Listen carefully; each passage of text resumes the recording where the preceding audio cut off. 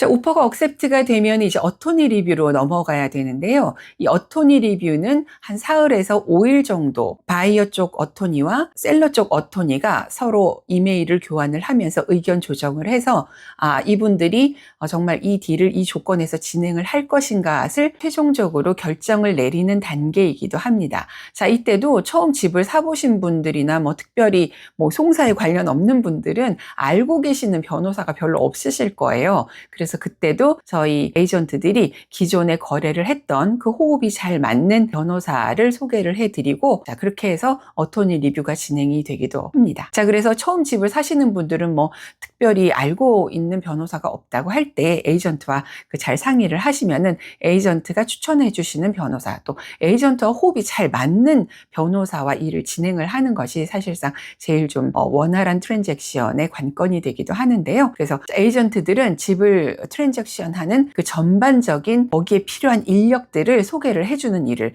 하기도 하는 거죠. 자, 어토니 리뷰 3일에서 5일 정도 걸리는데, 이때는 아무리 계약서에 사인을 하셨다고 해도 법적인 효력은 아직 없는 상태입니다. 그래서 좀 괜히 잘못 결정을 한 것 같다 하면은 그때 빨리 말씀을 하시면은 그 오퍼를 캔슬을 할 수가 있습니다. 자, 다음에는 인스펙션을 하는 단계인데요. 그 집에 대해서 아무래도 그 건축 전문가가 아니면은 집에 대해서 잘 지식이 없잖아요. 그래서 인스펙션 하시는 전문가를, 이것도 거래하시는 에이전트에게 부탁을 하시면은 잘 하시는 분들 추천을 해 주실 겁니다. 그래서 인스펙션 날짜를 잡고 인스펙터를 초빙을 해서 그 집을 꼼꼼하게 검사를 합니다. 자, 지붕은 어느 정도 컨디션인지, 보일러는 언제 바꿨는지, 물탱크는 언제 바꿨는지, 또 마루나, 자, 우리가 또 눈으로 보이지는 않는 천장에 물 샌 자국 같은 그런 흔적은요, 특수 장비를 이용을 해서 인스펙터 분들이 잘 살펴내고 정말 그게 큰 문제인지 아니면은 앞으로 조심하면 되는 문제인지 그런 자세한 집을 관리하는 그런 인포메이션까지 충분하게 얻으실 수 있습니다.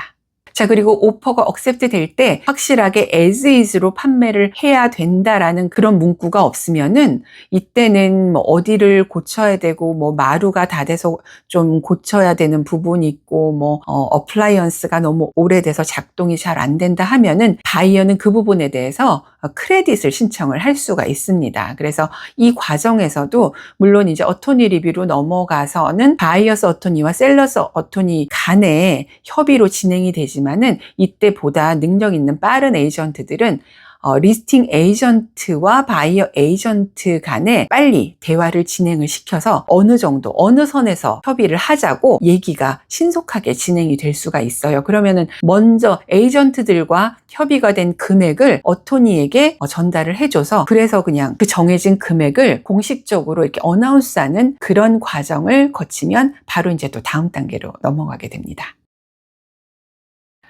자, 어토니 리뷰 지나서 언더 컨트랙 과정에서도 상대방 측에서 어떤 서류를 원한다고 보내달라고 요청하는 경우가 있는데, 이때도 우리가 생각할 때 우리 바이어 어토니에게 맡겼으니까 내 트랜잭션 잘 진행을 신경 써서 진행시켜 줄 것이다 라고 그냥 믿고 그냥 잘 하시겠지 하고 계시는 경우가 있는데요. 절대로 그러면 안 되고요. 자, 바이어 어토니인 경우에 우리 트랜잭션만 하는 게 아니라 정말 수십 건의 트랜잭션이 동시에 진행되는 경우도 있거든요. 그래서 이때는 저도 그 바이어 어토니 그동안 호흡을 맞춘 잘 아는 그런 어토니 분이시라서 어련히 잘 알아서 해 주시겠지만, 늘상 어떤 서류가 저쪽에서 요청을 했는데 나갔는지 진행 상황이 어떻게 되고 있는지 늘 연락을 해서 확인을 합니다. 그 서류가 나갔겠지 하고 생각을 하고 있었는데 아직 보내지지 않았다 할 때는 전화를 해서 이메일을 해서 빨리 보내주십사 하고 말씀을 드리면 이제 또 그 진행이 정체된 곳에서 이제 한 발짝 더 나가서 진행이 되고, 그렇게 무수히 많은 과정을 오고 가면서 어떤 사항을 저쪽에서 원하는지 빨리 답변을 줘야 되고, 저쪽에서도 이쪽에 어떤 서류나 어떤 확인 절차를 요구를 하면 빨리빨리 답변을 줘서 이 트랜잭션이 원활하게 특별한 그 시간의 펜딩 없이 진행이 되도록 하는 것 자체도 이 에이전트에게 달려 있습니다.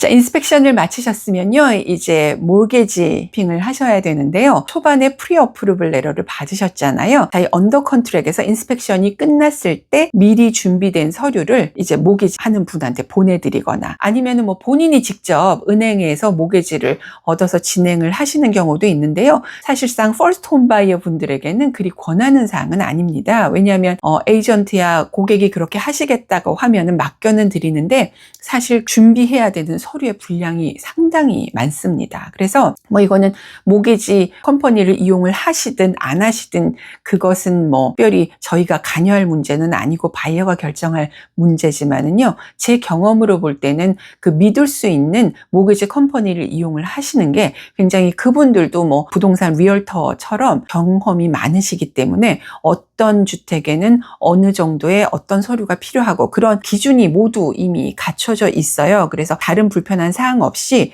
그거 딱 준비해야 되는 서류만 딱딱 준비를 하면 되는데 은행 같은 경우에는 본인이 직접 고객에게 돈을 빌려주는 그런 입장이 되는 거잖아요. 그래서 굉장히 철저한 보안을 위해서 상당한 양의 서류를 요구를 한다고 들었으니까 이 점 참고하시기 바랍니다.